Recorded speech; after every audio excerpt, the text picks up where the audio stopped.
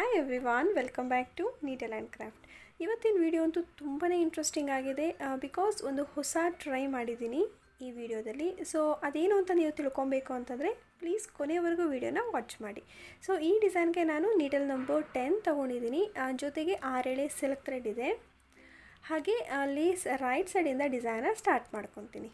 First ಒಂದು lock ಮಾಡ್ಕೊಬೇಕು. So lock ಆದಮೇಲೆ 4 ಚೈನ್ಸ್ 4 ಚೈನ್ ಹಾಕಿ ಈ ರೀತಿ ಅದನ್ನು ಸ್ಟ್ರೇಟಾಗಿ ಇಟ್ಬಿಟ್ಟು ಅದು ಎಲ್ಲಿಗೆ ರೀಚ್ ಆಗುತ್ತೆ ಅಲ್ವಾ ನೋಡಿಕೊಂಡು ಆ ಪಾಯಿಂಟ್ಗೆ ಸಿಂಗಲ್ ಕ್ರೋಶೆಯಿಂದ ಅದನ್ನು ಫಿಕ್ಸ್ ಮಾಡಬೇಕು. ಮತ್ತು ಇವಾಗ 6 ಚೈನ್ಸ್ ಹಾಕ್ಕೊತಾ ಇದ್ದೀನಿ.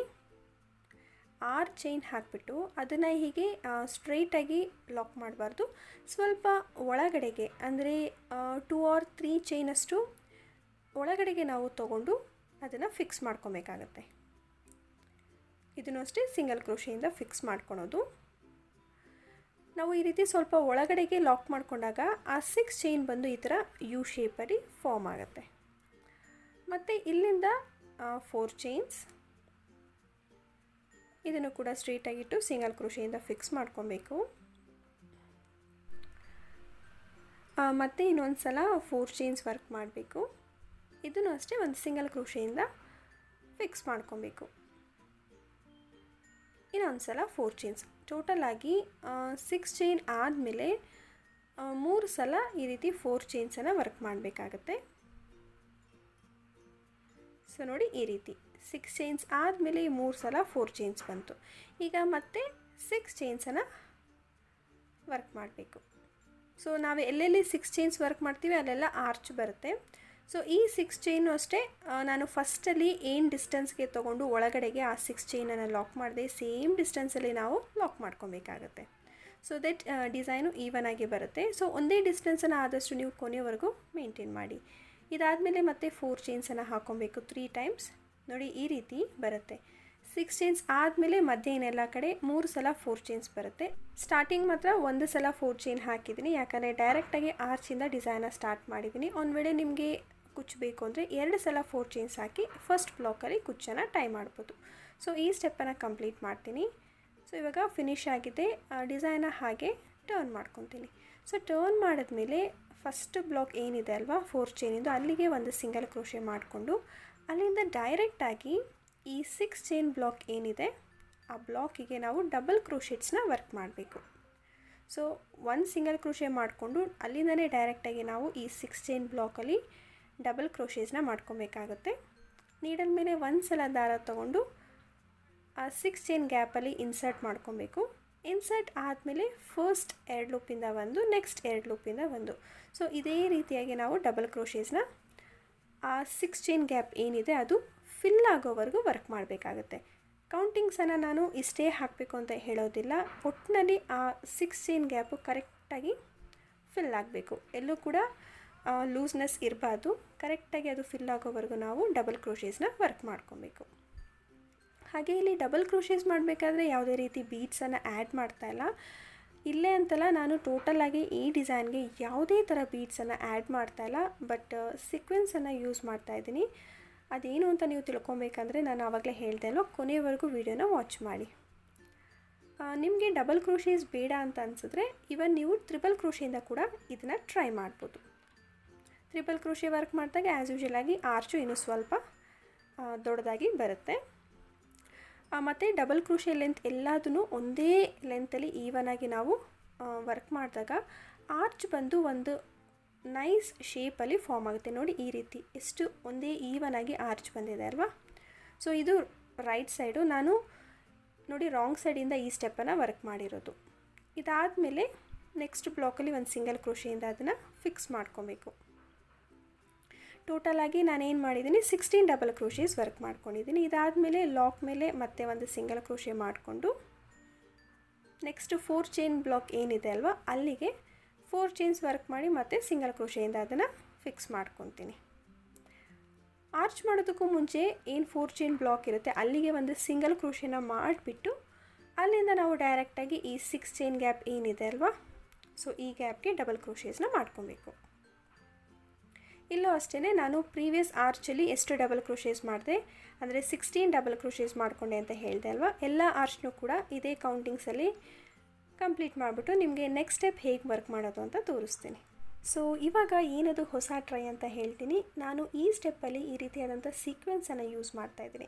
ನಿಮ್ಮೆಲ್ಲರಿಗೂ ಗೊತ್ತು, ಇದನ್ನು ನಾವು ಆರಿ ವರ್ಕಲ್ಲಿ ಯೂಸ್ ಮಾಡ್ತೀವಿ, ಕೆಲವೊಂದು ಸಲ ಹ್ಯಾಂಡ್ ಎಂಬ್ರಾಯ್ಡ್ರಲ್ಲೂ ಯೂಸ್ ಮಾಡ್ತೀವಿ. ಬಟ್ ಇದೇ ಕಾನ್ಸೆಪ್ಟನ್ನು ನಾನು ಮೈಂಡಲ್ಲಿ ಇಟ್ಕೊಂಡು why can't we give it A try for crochet ಅಂತ ಅನ್ನಿಸ್ತು.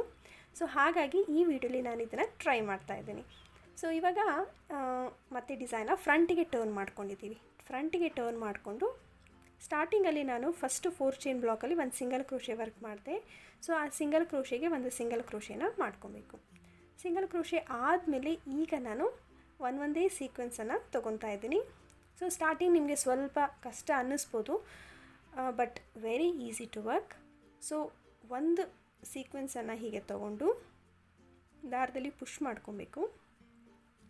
ಪುಷ್ ಮಾಡ್ಕೊಂಡಿದ್ದಾದಮೇಲೆ ಪ್ರತಿಯೊಂದು ಡಬಲ್ ಕ್ರೋಶೆಟ್ ಮೇಲೇನೂ ಇದನ್ನು ಸಿಂಗಲ್ ಕ್ರೋಶೆಯಿಂದ ಫಿಕ್ಸ್ ಮಾಡಬೇಕು. ನೋಡಿ, ಫಸ್ಟ್ ಡಬಲ್ ಕ್ರೋಶೆಟ್ ಮೇಲೆ ಏನು ಗ್ಯಾಪ್ ಇದೆ ಅಲ್ವಾ, ಅಲ್ಲಿಗೆ ಸಿಂಗಲ್ ಕ್ರೋಶೆಯಿಂದ ಇದನ್ನು ಫಿಕ್ಸ್ ಮಾಡ್ತೀನಿ.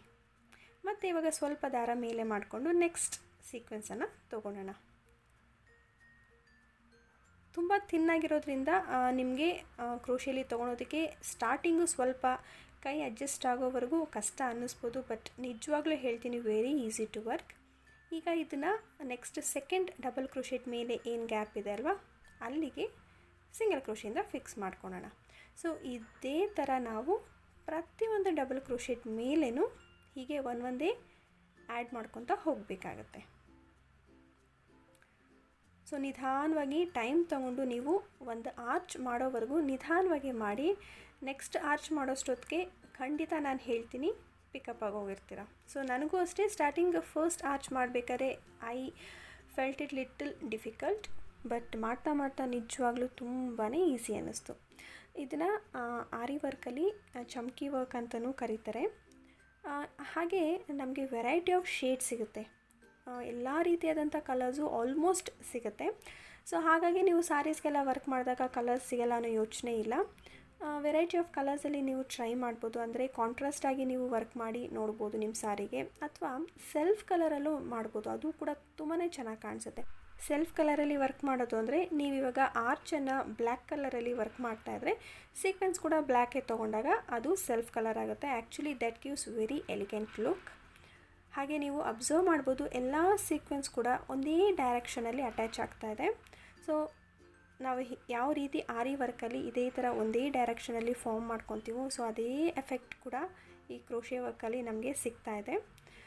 ನಿಮ್ಗೆ ಯಾರಿಗಾದರೂ ಈ ರೀತಿ ಹೊಸ ಟ್ರೈ ಇಷ್ಟ ಆದರೆ ಖಂಡಿತ ಟ್ರೈ ಮಾಡಿ. ಆ್ಯಂಡ್ ಏನು ಅನ್ನಿಸ್ತು ಅಂತ ನನಗೆ ಕಾಮೆಂಟ್ ಮಾಡಿ ತಿಳಿಸಿ. ಆ್ಯಂಡ್ ಈ ಕಾನ್ಸೆಪ್ಟ್ ಕೂಡ ಅಷ್ಟೇ ಹೇಗೆ ಅನ್ನಿಸ್ತು ಅಂತ ನನಗೆ ಕಾಮೆಂಟ್ ಮಾಡಿ ತಿಳಿಸೋದನ್ನು ಮರಿಬೇಡಿ. ಸೊ ಆರ್ಚಲ್ಲಿ 16 ಡಬಲ್ ಕ್ರೋಶೇಸ್ ವರ್ಕ್ ಮಾಡಿದ್ದೆ, ಹಾಗಾಗಿ ಇಲ್ಲೂ ಅಷ್ಟೇ 16 ಸೀಕ್ವೆನ್ಸನ್ನು ಆ್ಯಡ್ ಮಾಡ್ಕೊತೀನಿ. ಪ್ರತಿಯೊಂದು ಡಬಲ್ ಕ್ರೋಶೆಟ್ ಮೇಲೇನೂ ನಾವು ಆ್ಯಡ್ ಮಾಡ್ಕೊತಾ ಇರೋದ್ರಿಂದ ಸೇಮ್ ಕೌಂಟಿಂಗ್ಸಲ್ಲೇ ಬರುತ್ತೆ. ಯಾವುದೇ ಡಬಲ್ ಕ್ರೋಶೆನ ಸ್ಕಿಪ್ ಮಾಡಬಾರ್ದು. ಆನ್ ಎವ್ರಿ ಡಬಲ್ ಕ್ರೋಶೆಟ್ ನಾವು ವರ್ಕ್ ಮಾಡಿದಾಗೇ ಗ್ಯಾಪ್ ಇಲ್ದಿರ ಇದೇ ಥರ ಒಂದೇ ಲೆವೆಲಲ್ಲಿ ಡಿಸೈನು ಫಾರ್ಮ್ ಆಗುತ್ತೆ. ಸೊ ನಾನು ಫುಲ್ ಆರ್ಚ್ ಕಂಪ್ಲೀಟ್ ಮಾಡ್ತೀನಿ. ಸೊ ನೋಡಿ, ಈ ರೀತಿ ಆರ್ಚು ಕಂಪ್ಲೀಟ್ ಆಗಿದೆ. ನನಗಂತೂ ಫಸ್ಟ್ ಟ್ರೈಯಲ್ಲೇ ತುಂಬಾ ಇಷ್ಟ ಆಯಿತು. ಆ್ಯಂಡ್ ತುಂಬ ಡಿಫ್ರೆಂಟಾಗಿ ಕಾಣಿಸ್ತಾ ಇದೆ ಈ ಡಿಸೈನು. ಸೊ ನಾರ್ಮಲ್ ಸಾರಿ ಕುಚ್ಚುಗಿಂತ it has that very different look ಅಂತ ಹೇಳ್ಬೋದು. ಒಂದು ರೀತಿಯಾಗಿ ಯಾವುದೋ ಲೇಸನ್ನು ನಾವು ಆರ್ಚಿನ ಎಡ್ಜಲ್ಲಿ ಅಟ್ಯಾಚ್ ಮಾಡಿರೋ ಥರ ಕಾಣಿಸ್ತಾ ಇದೆ. ಈಗ 4 ಚೈನ್ ಬ್ಲಾಕಲ್ಲಿ ಒಂದು ಸಿಂಗಲ್ ಕ್ರೋಶೆ ಮಾಡಿದ್ವಿ ಅಲ್ಲ, ಅದಕ್ಕೆ ಒಂದು ಸಿಂಗಲ್ ಕ್ರೋಶೆನ ಮಾಡಿಕೊಂಡು ಲಾಕ್ ಮೇಲೇನೂ ಒಂದು ಸಿಂಗಲ್ ಕ್ರೋಶೆನ ವರ್ಕ್ ಮಾಡಬೇಕು.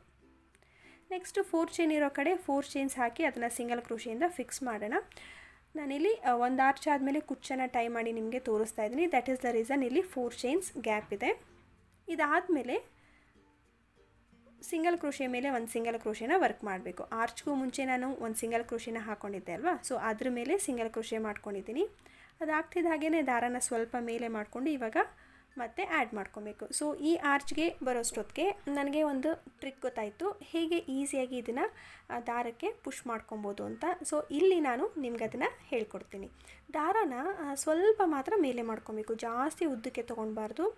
ಆ್ಯಂಡ್ ಒಂದು ಸೀಕ್ವೆನ್ಸನ್ನು ಹೀಗೆ ಕ್ರೋಶೆಲಿ ತೊಗೊಂಡು ಜಸ್ಟ್ ಡೌನ್ವರ್ಡ್ ಡೈರೆಕ್ಷನ್ಗೆ ಹೀಗೆ ಪುಷ್ ಮಾಡಿಕೊಂಡ್ರೆ ಅದು ದಾರದೊಳಗೆ ಹೋಗುತ್ತೆ. ಮತ್ತು ನೆಕ್ಸ್ಟ್ ಡಬಲ್ ಕ್ರೋಶೆಟ್ ಮೇಲೆ ಸಿಂಗಲ್ ಕ್ರೋಶೆಯಿಂದ ಅದನ್ನು ಫಿಕ್ಸ್ ಮಾಡಿಕೊಂಡು ದಾರಾನ ಮತ್ತು ಸ್ವಲ್ಪ ಮಾತ್ರ ಮೇಲೆ ತೊಗೊಳ್ಬೇಕು. ಮತ್ತು ಇದೇ ಥರ ಲೆಫ್ಟ್ ಹ್ಯಾಂಡಲ್ಲಿ ಯಾವುದಾದ್ರೂ ಒಂದು ಫಿಂಗರಿಂದ ಡೌನ್ವರ್ಡ್ ಡೈರೆಕ್ಷನ್ಗೆ ಅದನ್ನು ಪುಷ್ ಮಾಡಿಕೊಂಡು ದಾರದೊಳಗೆ ತೊಗೊಳ್ಬೇಕು. ನೋಡಿ ಇದೇ ಥರ ನಾವು ವರ್ಕ್ ಮಾಡ್ಕೊತಾ ಹೋಗಬೇಕು. ಸೊ ನಿಮಗೆ ಗೊತ್ತಾಯ್ತಲ್ವ, ಮಾಡ್ತಾ ಮಾಡ್ತಾ ಹೊಸ ಹೊಸ ಟ್ರಿಕ್ಸ್ ಬಂದುಬಿಡುತ್ತೆ.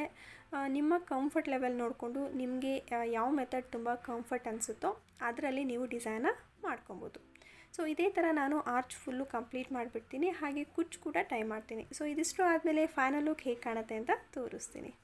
ಸೊ ಇದಿವತ್ತು ಹಾಕಿರೋ ಡಿಸೈನಿನ ಫಿನಿಶ್ಡ್ ಲುಕ್. ಇಲ್ಲಿ ಕುಚ್ಚು ಕಟ್ಕೊಳೋದಕ್ಕೆ 140 ಸ್ಟ್ಯಾಂಡ್ಸ್ ಆಫ್ ಸಿಲ್ಕ್ ಥ್ರೆಡ್ ತೊಗೊಂಡು ಕಟ್ಟಿರೋದು. ಒನ್ಸ್ ಅದು ಡಬಲ್ ಆದಾಗ 280 ಸ್ಟ್ಯಾಂಡ್ಸ್ ಆಗುತ್ತೆ.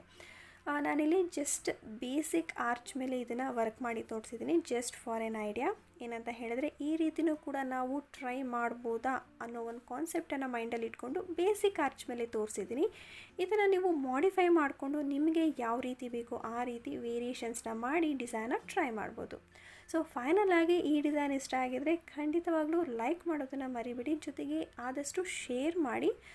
ಆ್ಯಂಡ್ ಹೊಸಬ್ರು ಯಾರಾದರೂ ಇನ್ನೂ ನಮ್ಮ ಚಾನಲ್ನ ಸಬ್ಸ್ಕ್ರೈಬ್ ಮಾಡ್ಕೊಂಡಿರ ನೋಡ್ತಾ ಇದ್ದರೆ ಈಗಲೇ ಸಬ್ಸ್ಕ್ರೈಬ್ ಮಾಡಿಕೊಂಡು ನಮ್ಮ ವೀಡಿಯೋಸ್ನ ನೋಡಿ. ಸಬ್ಸ್ಕ್ರೈಬ್ ಮಾಡೋದ್ರ ಜೊತೆಗೆ ಪಕ್ಕದಲ್ಲಿ ಏನು ಬೆಲ್ ಐಕಾನ್ ಇರುತ್ತೆ ಅದನ್ನು ಕ್ಲಿಕ್ ಮಾಡಿ ಆಲ್ ಆಪ್ಷನ್ನ ಸೆಲೆಕ್ಟ್ ಮಾಡ್ಕೊಳ್ಳಿ. ನೀವು ಆ ರೀತಿ ಮಾಡೋದ್ರಿಂದ ನಾನು ಪ್ರತಿ ಸಲ ವೀಡಿಯೋಸ್ ಹಾಕಿದಾಗ ನಿಮಗೆ ನೋಟಿಫಿಕೇಷನ್ಸ್ ಬರ್ತಾ ಇರುತ್ತೆ. ಸೊ ನಾನು ನೆಕ್ಸ್ಟ್ ಇಂಟ್ರೆಸ್ಟಿಂಗ್ ಆಗಿರೋ ಹೊಸ ಡಿಸೈನ್ ಜೊತೆ ಸಿಗ್ತೀನಿ. See you soon. Until then take care. Bye.